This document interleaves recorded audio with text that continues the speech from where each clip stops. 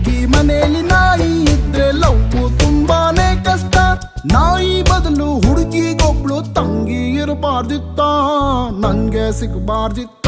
ನಾನೇನು ಮಾಡ್ಲಿ ಸ್ವಾಮಿ, ನನ್ ಹುಡುಗಿ ನಾಯಿ ಪ್ರೇಮಿ.